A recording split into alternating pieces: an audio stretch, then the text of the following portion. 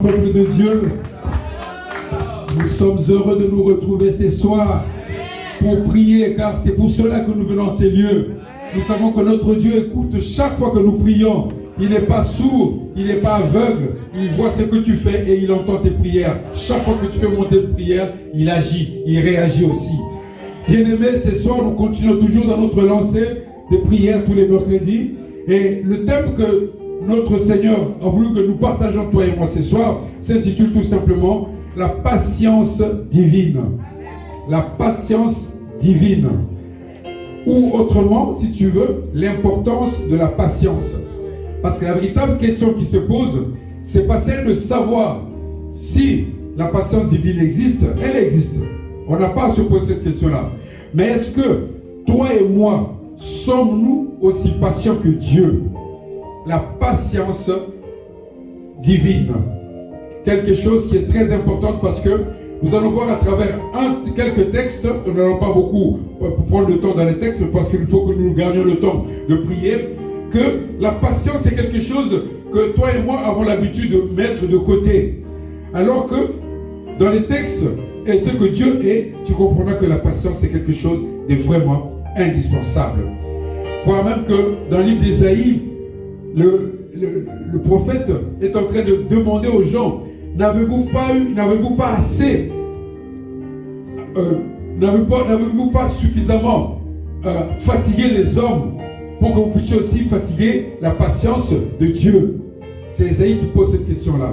Alors le premier texte que nous allons prendre ce soir, c'est dans le livre de Nombres, au chapitre 21, du verset 4 à 9.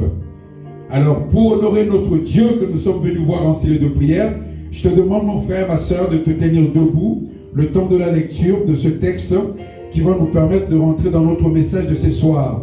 Amen, amen.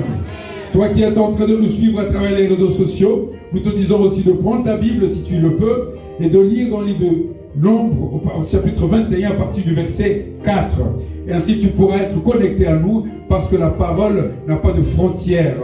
Dieu est un esprit où que tu te trouves, tu peux élever ton Dieu. Je lis la parole dans le nom puissant de notre Seigneur Jésus-Christ. Amen. Nombre 21 à partir du verset 4. Il est dit ceci. Ils partirent de la montagne de Hor par le chemin de la mer Rouge pour contourner le pays d'Édom. Le peuple s'impatientant en route. Le peuple s'impatienta en route et parla contre Dieu et contre Moïse. Pourquoi nous avez-vous fait monter hors l'Égypte pour que nous mourions dans le désert? Car il n'y a point de pain, il n'y a point d'eau, et notre âme est dégoûtée de cette misérable nourriture. Alors l'Éternel envoya contre le peuple des serpents brûlants. Ils mordirent le peuple et il mourut beaucoup de gens en Israël. Verset 7, le peuple vint à Moïse et dit, nous avons péché, car nous avons parlé contre l'Éternel et contre toi. Prie l'Éternel, afin qu'il éloigne de nous ces serpents. Moïse pria pour le peuple. L'Éternel dit à Moïse, fais-toi un serpent brûlant et place-le sur une perche. Quiconque aura été mordu et le regardera, conservera la vie. Moïse fit un serpent d'airain et le plaça sur une perche. Et quiconque avait été mordu par un serpent et regardait le serpent d'airain, conservait la vie. Père, nous sommes rien sans toi. Ce soir, c'est encore toi qui nous as attirés à toi. Merci pour mon frère, merci pour ma soeur. Que ce lieu soit rempli de la manifestation de la puissance de ta parole.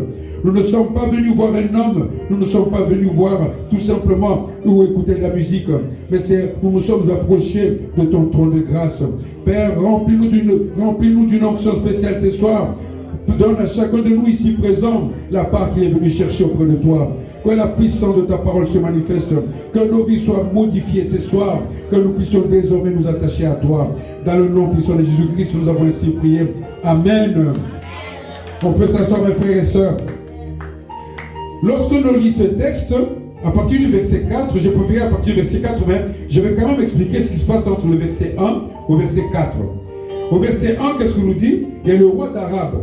Le roi d'Arabe qui est le Cananéen, qui a combattu les Israéliens. il les a asservis au point qu'il avait pris il avait pris quelques-uns en otage, c'est-à-dire qu'il en a fait des prisonniers. Et à cause de cela, qu'est-ce que le peuple d'Israël a fait? Il est allé voir l'Éternel. Il a supplié l'Éternel à travers une prière. Si tu me donnes la victoire contre les Cananéens, nous vouerons à interdire leur ville et ce lieu sera désormais, nous t'appartiendrons si tu veux. Dieu va le faire. Mais une fois qu'ils sortent de cette bénédiction qu'ils ont réussi de Dieu, écoutez maintenant le même peuple qui sort, qui s'impatiente. Ils perdent patience non pas parce qu'il n'y a plus Dieu. Ils perdent patience non pas parce que leurs prières ne sont pas exaucées. Mais ils perdent patience, la réponse est dans la Bible. Nous allons le lire, le relire pour que tu comprennes. Ils ont parlé mal contre Dieu et contre Dieu. Écoutez ce qu'ils disent.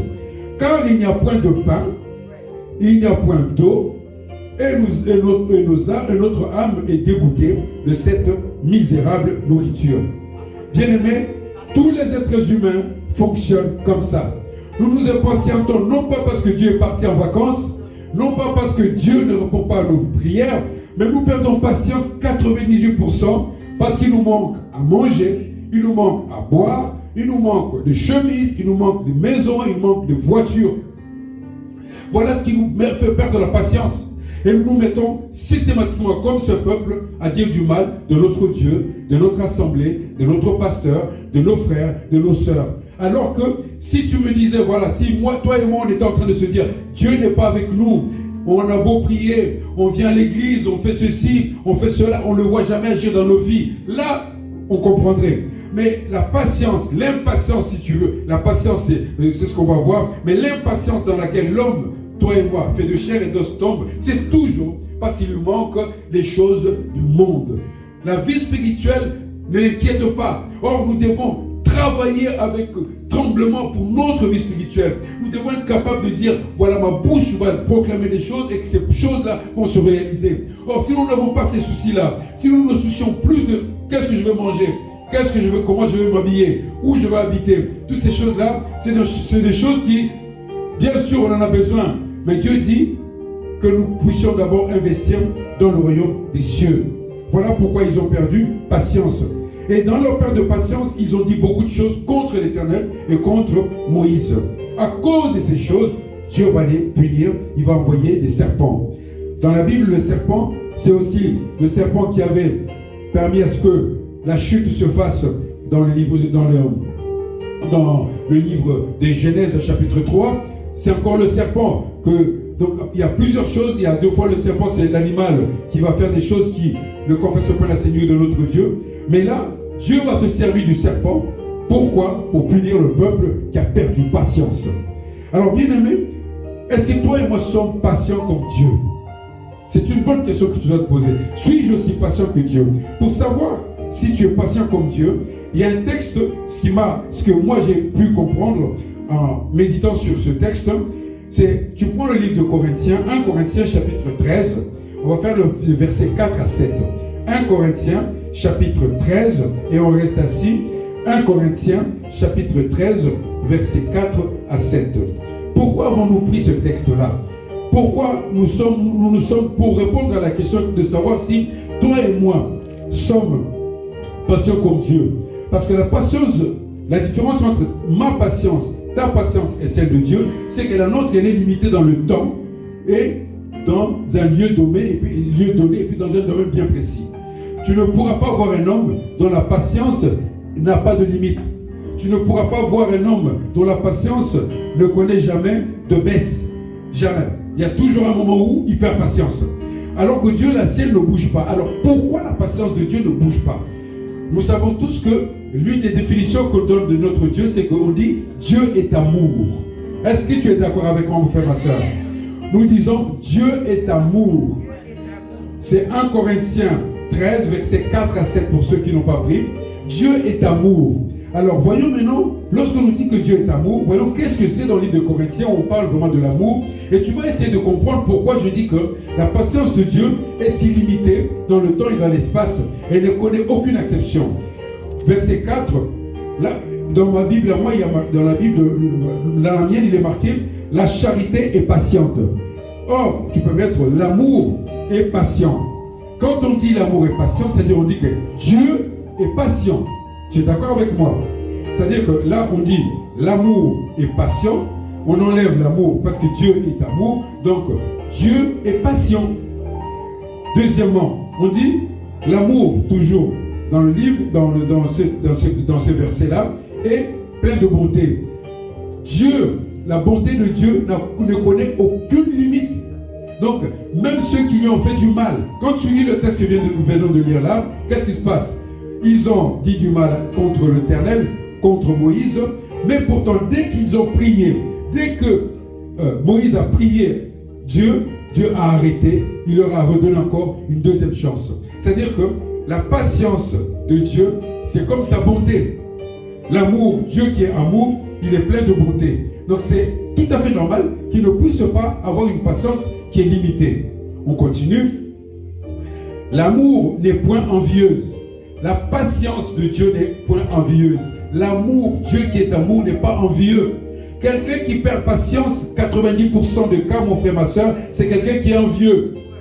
Tu vérifies très bien, il perd patience parce qu'il est envieux. Il regarde les autres. Ah, il a ça, moi j'ai pas ça. Elle a ça, moi j'ai pas ça. Et il perd patience dans la vie. Il va commencer à chercher des chemins détournés pour avoir la même chose que l'autre. Pourquoi? Parce qu'il a perdu la patience. Il a perdu la patience parce que, pourquoi il a perdu la patience? Parce que la sienne n'est pas comme celle de Dieu. La patience de Dieu qui est amour, elle n'est pas envieuse. On continue. La charité ne se vante point. L'amour ne se vante point. Ça veut dire que l'amour qui est Dieu, Dieu ne se vante point. Quand un homme ne se vante point, c'est un homme dans lequel il y a beaucoup de patience.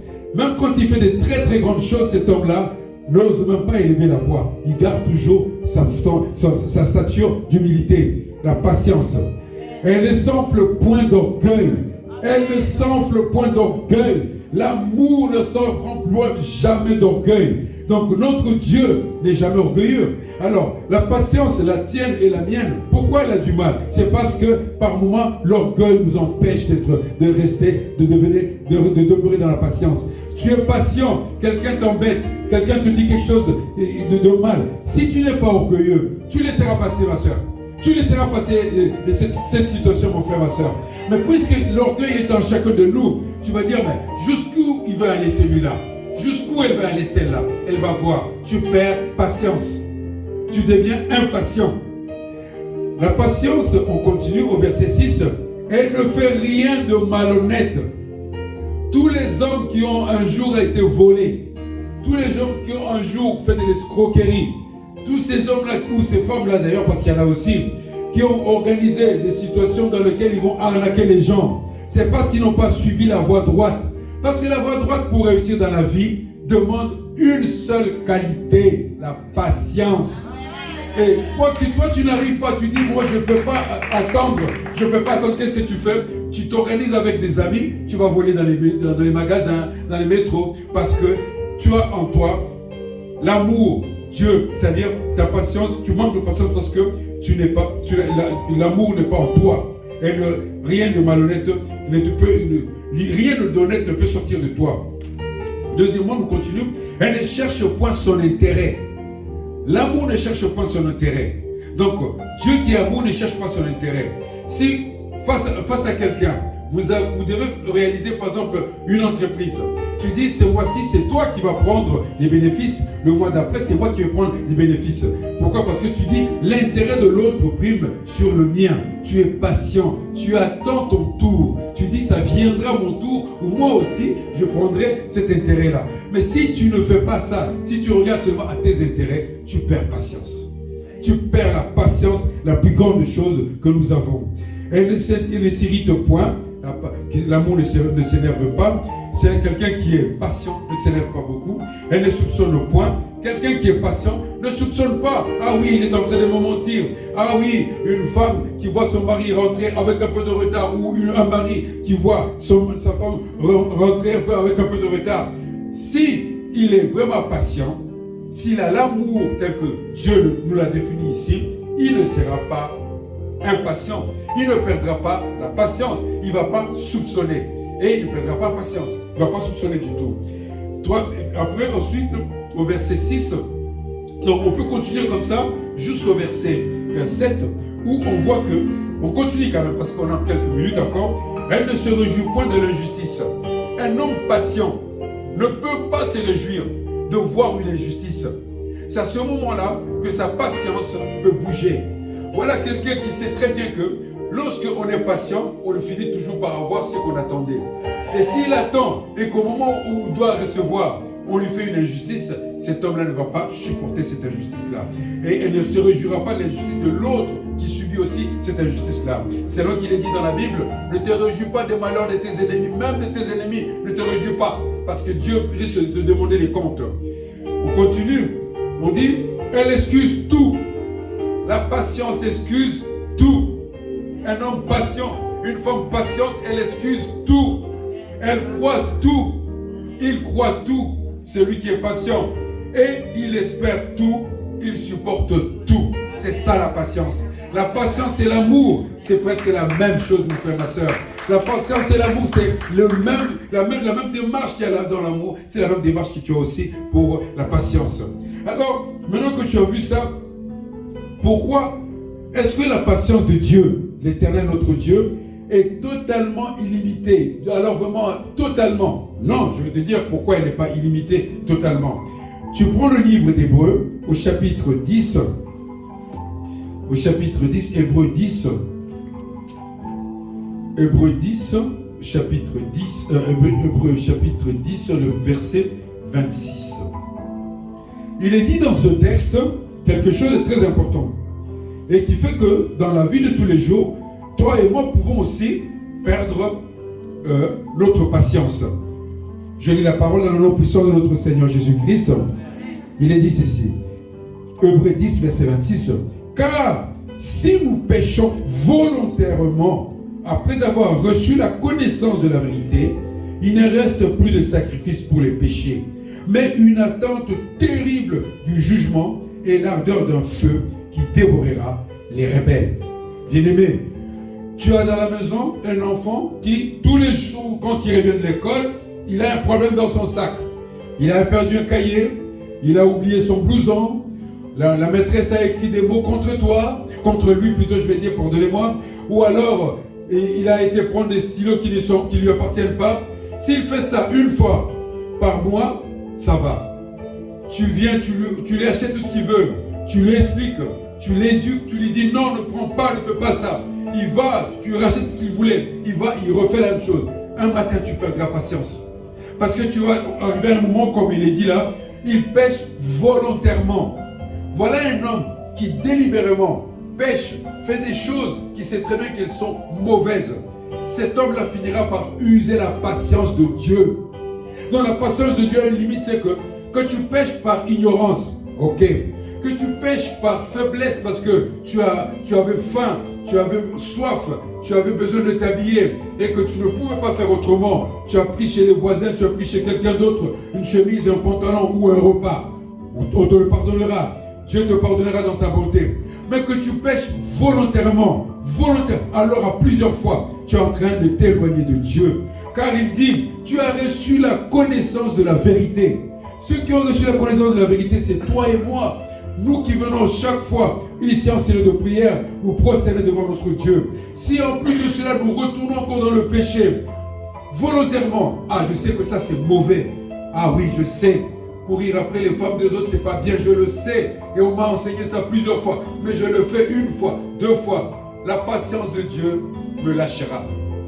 La patience de Dieu est réservée à ceux qui décident de tourner le dos au péché, de marcher selon sa parole. On va prendre un texte toujours dans le même élan. Tu vas voir que le péché dont il est question ici, c'est quand tu continues,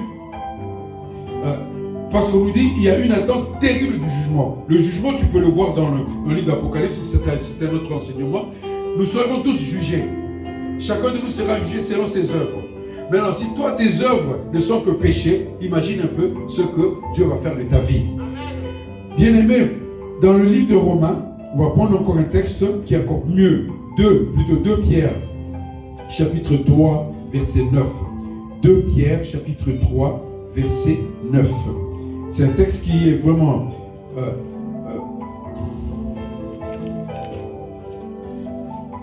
c'est un texte qui va t'encourager, toi qui es en train de...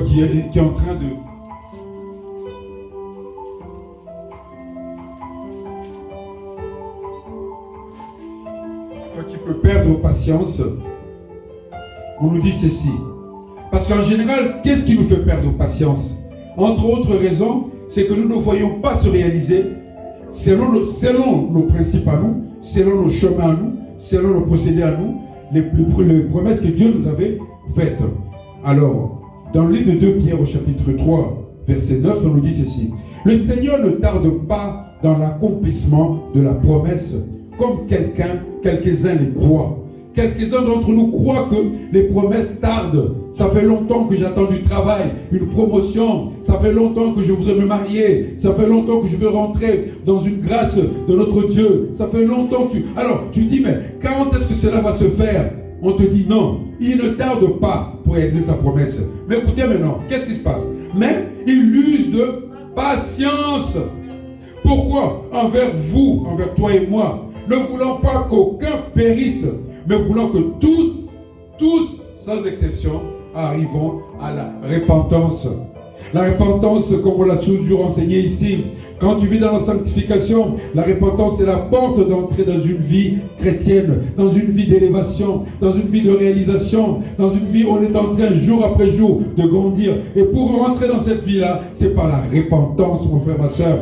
Dieu dit que, voilà, moi je ne suis pas en retard. Je veux que tous, sans exception, que vous puissiez tous, que vous ne mouriez pas, que vous ne périssiez pas, que vous viviez. Comment? Par la porte que vous rentrez par la repentance. Car par la repentance, vous aurez une vie différente de celle que vous avez aujourd'hui. Bien-aimé, ça, c'est quand même encourageant de savoir que ne perds pas patience. Parce que nous avons dit que la patience, c'est comme l'amour. Tu ne dois pas être soupçonneux. Tu ne dois pas être, comme on l'a expliqué tout à l'heure. Prenons Romains 15 pour finir. Donc, la patience, sois patient, mon frère, ma soeur. Sois patient. Entretient la patience qui fait partie de, selon le livre de Galates au chapitre 5 verset 22, la patience est juste le deuxième fruit de l'esprit que tu dois avoir, que tu dois tous les jours rechercher et désirer de tout ton cœur. On prend le livre de Romains au chapitre 15 à partir du verset 4 à 6. Et là, pour clôturer, on nous dit ceci, pour que tu le comprennes très bien. Parce que lorsque nous avons lu le livre de Nombres, tu pourrais tout simplement au fond de toi te dire, mais bon, ça c'est l'Ancien Testament, ça c'est des choses qui se sont passées du temps de Moïse. Aujourd'hui, plus rien ne se passe comme cela. Nous n'avons plus besoin de cela. Non. Écoute, c'est que dans le livre, l'apôtre dit aux Romains, Romains 15, versets 4 à 6, or, tout ce qui a été écrit d'avance, l'a été pour notre instruction. Afin que par la patience, il n'a pas dit par la brutalité, par la force, par la course, par la méchanceté, par des repas copieux. Non, il dit, tout ce qui a été écrit d'avance l'a été pour notre instruction. Afin que par la patience et par la consolation que donnent les Écritures, nous possédions l'espérance. Par la patience, par la consolation, les deux choses que nous donnent les Écritures, nous allons rentrer dans l'espérance. L'espérance, c'est tout le contraire de quelqu'un qui perd la patience. Que le Dieu de la persévérance, comme j'aime bien le dire quand je prie, que le Dieu de la persévérance, le Dieu de la consolation, vous donne d'avoir les mêmes sentiments les uns envers les autres, selon Jésus-Christ. Car très souvent, nous perdons patience dans nos rapports entre frères et frères, entre frères et sœurs. Nous perdons patience dans un couple, nous perdons patience avec nos collègues de travail, nous perdons patience lorsque nous sommes en train de servir dans une même assemblée. Et il peut nous arriver de perdre patience. Mais il nous dit non, ne perdez pas patience, car le Dieu qui tu as acquis, c'est le Dieu de la persévérance, c'est le Dieu de la consolation. Il vous donnera d'avoir les mêmes sentiments les uns envers les autres.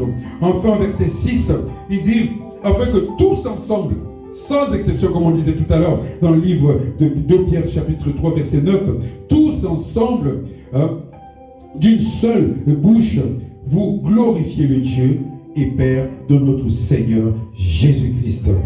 Amen.